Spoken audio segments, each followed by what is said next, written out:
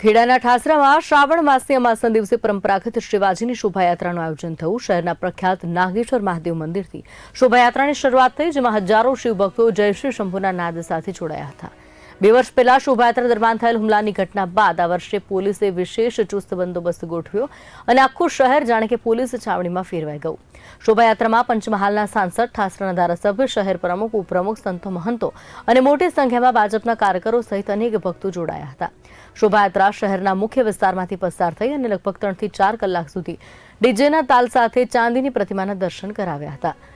આમ ઠાસરાની શિવ શોભાયાત્રા શ્રદ્ધા, ભક્તિ અને ગૌરવનું પ્રતીક બની ભવ્યતાથી પૂર્ણ થઈ હતી।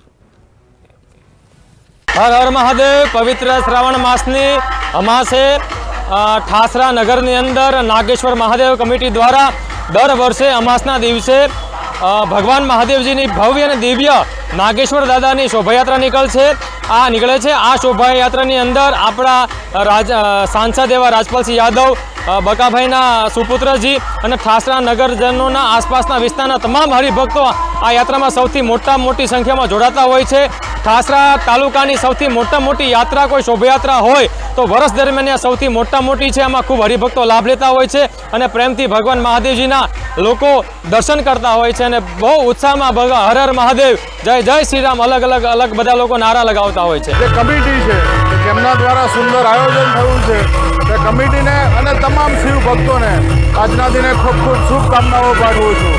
આ જ રીતે હિન્દુ સનાતન ધર્મને માટેની અને જે આવનાર પેઢીમાં તેના સંસ્કાર આવે અને સુંદર આ જ રીતનું આયોજન થાય એ રીતના બધાને હું આજના દિને શુભકામનાઓ પાઠવું છું।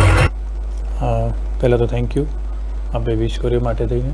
આજે શ્રાવણ માસની અમાસના દિવસે ઠાસરામાં જે શિવજીની સવારી નીકળે છે એના બંદોબસ્ત માટે આજે પૂરતી વ્યવસ્થા કરવામાં આવી છે। બંદોબસ્તની વિગતની વાત કરીએ તો એમાં 1 SP, 1 DYSP, 2 PI, 7 PSI અને 200 જેટલી પોલીસ એમાં તૈનાત રહેશે, જેમાં અમે ખાસ કરીને ડીપ પોઈન્ટ અને ધાબો પોઈન્ટ એ કવર કરેલા છે।